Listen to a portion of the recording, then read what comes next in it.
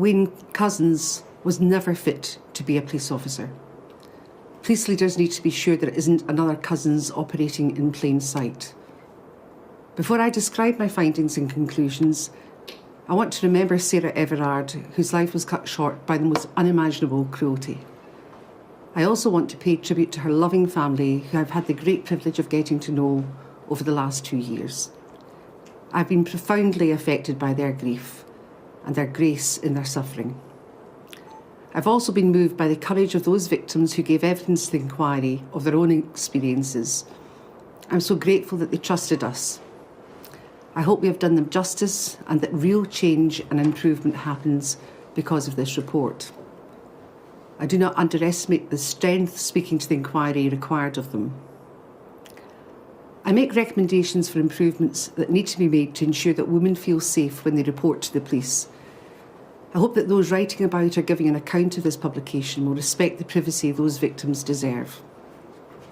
I am grateful to all those who provided evidence to the inquiry and for the way organisations have cooperated with the inquiry's work. The terms of reference for Part 1 require me to establish the timeline of Couzens' career and relevant incidents. This includes investigating the circumstances of his vetting, transfer between police forces, and his behaviour towards women. The timeline, together with the rest of the report, has been deliberately drafted to avoid victims of Couzens' crimes being identified. I've also chosen not to name individual officers relevant to Couzens' career, other than the very senior leaders who gave evidence to the inquiry. I did this because I wanted to encourage open and frank testimony from those that gave some very sensitive evidence. I've also not named individuals who could be criticised for their action or inaction. It is not part of my role to comment on those specific individuals, but I note that, where relevant, there have already been separate misconduct proceedings. My job was to identify the systemic failings or problems that led to Couzens being able to commit his horrific crimes as an off-duty police officer. Sarah's murder by an off-duty police officer shocked the nation. It triggered a surge of discourse about women's safety in public spaces and started a tidal wave of reporting on police misconduct, particularly where officers misused their powers to commit sexual offences. What is already clear is how much damage Couzens has done to the social contract on which policing is based, and how significant improvements are required. The evidence seen by the inquiry has shown that failures in recruitment and vetting meant Couzens was able to continue a policing career which should have been denied to him. Failures in investigations into allegations of indecent exposure meant opportunities to disrupt Couzens' offending and bring his policing career to a halt were missed. It is clear that Couzens carefully managed the impression he gave people of himself. This included the way he manipulated information on application forms and his troubled finances. It also included the way he shared his callous views towards women with only a very small group of like-minded people on a social media group. This all enabled him to target vulnerable women while operating in plain sight as an apparently unremarkable officer. However, the fact remains that 3 separate police forces allowed him the privilege of being a police officer when they could and should have stopped him. Wayne Couzens is a predatory sex offender and murderer. Evidence of his alleged offending, his preference for extreme and violent pornography, and his unmanaged debts date back nearly 20 years prior to Sarah's murder. The report explores this in detail, but I will draw your attention to some of the major red flags and missed opportunities to halt Wayne Couzens' career and bring him to justice. The inquiry has seen evidence that Couzens allegedly committed a very serious sexual assault against a child, barely in her teens, before his policing career even started. Problems with money also predated his career with the police. Couzens had substantial unsecured debt by the time he was arrested for Sarah's murder. At the same time, the Metropolitan Police Service were taking action to recover up to £15,000 that had been paid to him in error, and a year-long mortgage holiday was about to expire that month. The These pressures undoubtedly affected his ability to serve as an authorised firearms officer at that time. I've seen evidence of Couzens' diverse and deviant sexual interests and understand these to be potential drivers for his offending. It is alleged that on a number of occasions, Couzens tried to show friends and colleagues pornography, including some of a violent and extreme nature. It is further alleged that on at least 2 occasions, he shared unsolicited photographs of his penis with a young woman, and that he paid female online retailers to masturbate into clothes and send them to him. Since his conviction for Sarah's abduction, rape and murder, Couzens has been convicted of further crimes of indecent exposure, one of which he had already been linked to while a serving police officer. Some further allegations were charged but remain on file. Couzens is also alleged to have possessed indecent images of children. He has not been convicted of this. Crucially, the report shows how police recruitment and vetting failed to spot red flags about Couzens' unsuitability. Red flags were repeatedly ignored, meaning he was granted the privilege of serving in 3 separate police forces, including as an authorised firearms officer, despite, for example, his history of excessive spending and personal debt. Vetting processes also missed other information, including linking Couzens to an incident of indecent exposure. Couzens failed at interview in his application for Kent Police in 2004. He joined Kent Special Constabulary as a volunteer constable in 2006, wearing the same uniform, carrying the same kit, and enjoying the same powers, including the power of arrest as a regular police officer. He was able to secure promotion to the grade of section officer, a position of authority comparable to a sergeant in the regular force. In a further application to join the regular Kent Police Force in 2008, Couzens failed to gain vetting clearance. Despite that vetting failure, Couzens was retained as a volunteer officer. When he applied to join the Civil Nuclear Constabulary, the CNC, Couzens' financial position was not given proper consideration.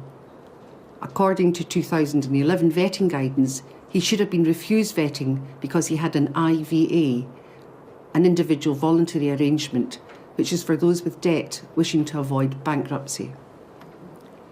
Thames Valley Police, to whom his force vetting was outsourced, recommended that Couzens should not pass force vetting.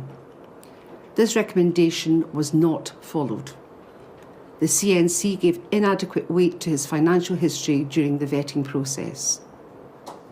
In 2013, when he was serving as an authorised firearms officer with the CNC, there was an episode when Couzens was reported missing from home.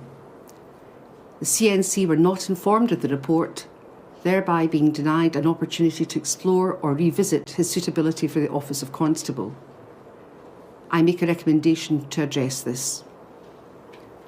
Couzens' initial vetting when he applied to join the Metropolitan Police Service in 2018 was also flawed. The Metropolitan Police Service did not take into account all of the information that was available to them.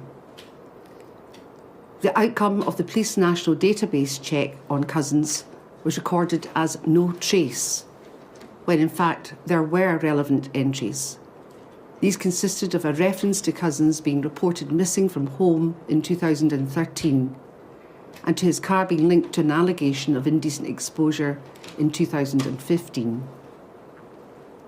A check of the Police National Database was then not included in Couzens' risk assessment when he applied to be an authorised firearms officer with the Metropolitan Police Service in 2019. Had it been, Couzens' association with the allegation of indecent exposure in 2015 in Kent would have been revealed, providing a further opportunity to affect his application. The opportunity for the Met to refuse him clearance on the basis that his name was connected to an allegation of indecent exposure in 2015 was missed yet again. Repeated failures in recruitment and vetting meant that Couzens could enjoy the powers and privileges that accompanied the role of police officer. He went on to use his knowledge of police powers to falsely arrest Sarah Everard. Even after Couzens' arrest and a review of his vetting clearance, the Metropolitan Police Service told the inquiry in 2022 that they would still have recruited him if provided with the same information. I found this astonishing. I make a number of recommendations to improve recruitment and vetting, covering everything from in-person interviews and home visits for new recruits to improvements for information sharing around transfers. In addition to the shortcomings in vetting and recruitment, the report shows very clearly how police investigations of indecent exposure were poor. Those offences were treated as low level by the investigating officers. Decisions to close some cases were taken early with minimal investigation. I am calling for a step change in the way police respond to indecent exposure cases. More research is needed to understand the link between this offence and the likely trajectory towards serious contact offending. And even without that trajectory, victims deserve to have their cases investigated properly each and every time. Attitudes towards the experience of those victimised by alleged incidents of exposure were not commensurate with the harm caused. In 2015, a member of the public telephoned Kent Police, having just seen a man driving a car while indecently exposing himself. This same witness gave the police the make, model, colour and registration number of the car, information that was confirmed by automatic number plate recognition cameras operating in the area. In almost no time, checks by the police identified Couzens as the registered keeper of the car. However, despite having his home address and knowing that he was the only male insured to drive the car, Kent Police closed the case and took no further action. They did so without making any attempt to speak to a further witness or to Couzens himself.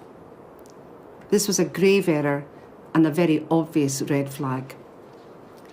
By failing to properly investigate the allegation, Kent Police missed a valuable opportunity to disrupt or even prevent Couzens' future offending and to bring into question his position as an authorised firearms officer with the CNC. Victims reported allegations of indecent exposure to the police on 4 occasions before Couzens' arrest. The 2 allegations reported to Kent were inadequately investigated. In addition to the 2015 allegation, Kent Police also responded to an allegation of masturbatory indecent exposure directed at a lone cyclist in a narrow country lane in 2020. With limited investigation, the case was closed. Had the investigation been more thorough, it is possible that Couzens might have been identified as an alleged sex offender and his offending and policing career disrupted. Just days before he abducted Sarah Everard, Couzens was reported for exposing himself at a drive-through. The investigation into these allegations by the Metropolitan Police Service also fell below the standards any victim of crime should expect.